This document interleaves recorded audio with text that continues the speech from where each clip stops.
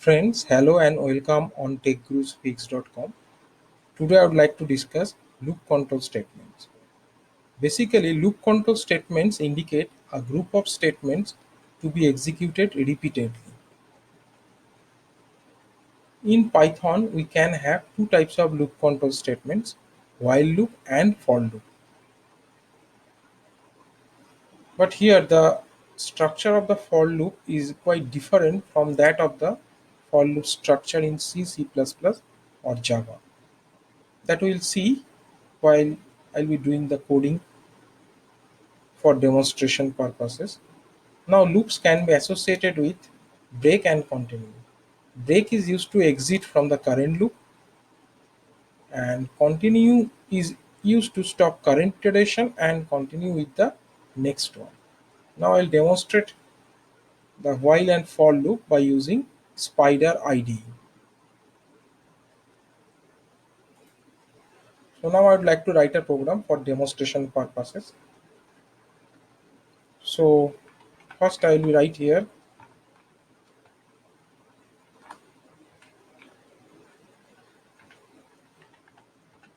demo while loop because I would like to start with the while loop. Every loop has got basically, if it is considered to be a while loop, the initialization part, the condition part, and the reinitialization part. Say for example, I would like to calculate the sum of digits of a given number n, which indicates 1, 2, 3, 4. Now I would like to calculate the sum of digits. So initially it will be 0. Now I would like to use a while loop. While n greater than 0, now I will be taking remainder division. That means I will be performing basically modulus operation to collect the remainder value, and after generating the value that is stored in the variable m, I would like to add this value to the current value that is being pointed by some variable, so that the value of the sum variable gets updated. Now sum will become sum equal to sum plus m. Now we will be doing what? We will be now updating the value of n also. So it will now become n. So here it indicates integer division. Now after the body of the loop part being written over here, and if the condition is satisfied, and the body of the loop will be executed. But when the condition is not satisfied, we will be out of the loop. Then we can also write some block of statements inside a else statement. So it is quite different to that of the else structure in other programming languages like C, C++ or Java. So here I can write a print statement to print the value of sum.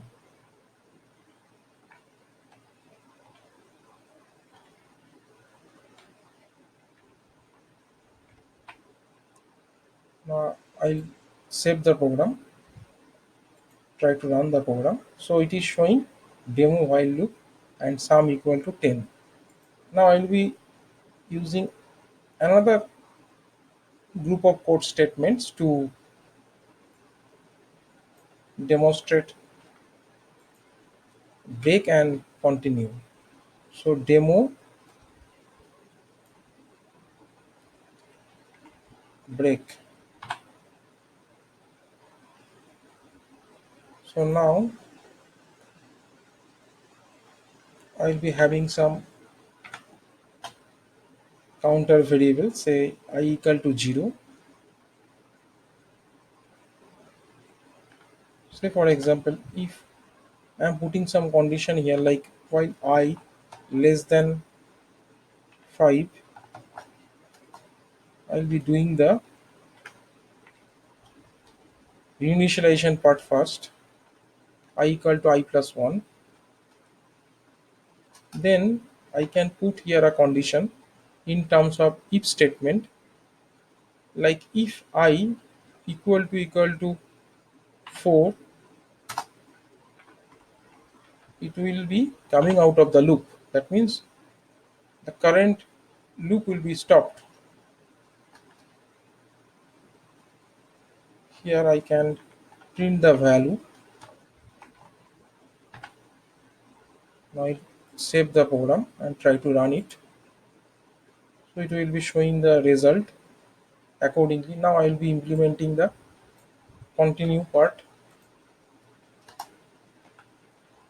Suppose I have changed the logic. Say I double equal to 3, and here instead of break I have used continue. Now I am trying to run the program, so it will be modified.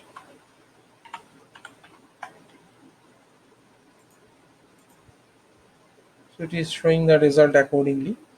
This value has been skipped here and it will be moving to the next iteration for continue.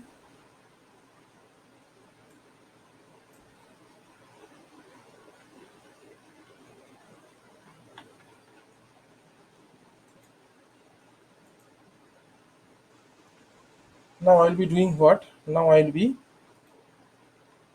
using a for loop. Say for example, first I'll be taking a list which can also be considered as an array. Say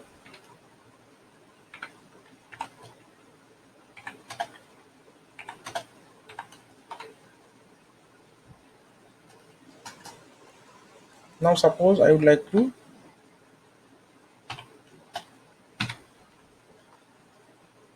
add all the elements in the array.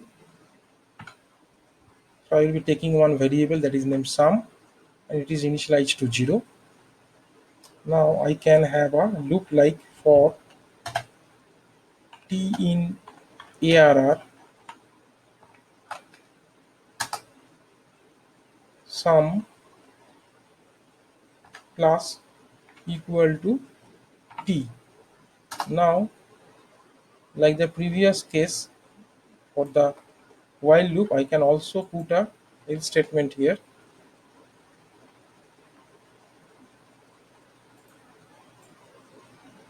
So here basically it is showing demo for loop.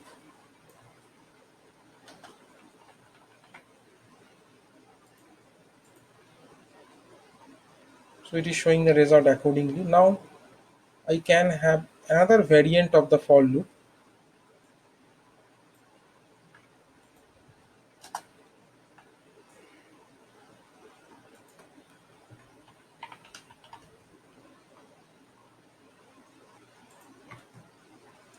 Say I am writing here for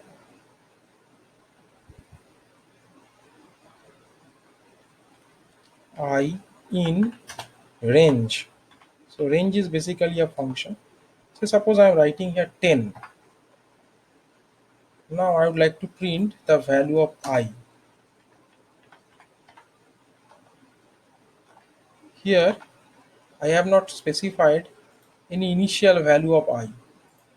If I have not specified in this program an initial value of I, it will be assuming that the first value of I will be initialized to 0.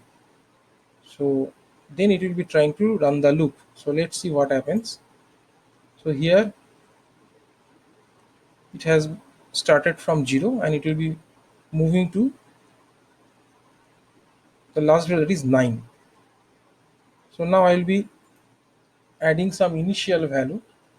So there is a provision. So now I have added the initial value of I. So it will be now starting from 1 and it will be ending at 9. Now suppose I so in that example the increment value of I is basically 1. Now I can provide the value of increment in this range function, then it will be like I equal to I plus 2. So now I will be trying to run this program. So then the particular program will be getting modified and it will be showing the result accordingly. I hope that you have understood the logic behind the while loop and for loop. I have also demonstrated the use of break and continue statements within the loop. I hope that you have thoroughly watched my video. I'll request you to subscribe to my YouTube channel. Here is my YouTube channel link, and please visit my website for useful information. Here it is my official email ID. Thank you very much for watching this video. Have a nice day.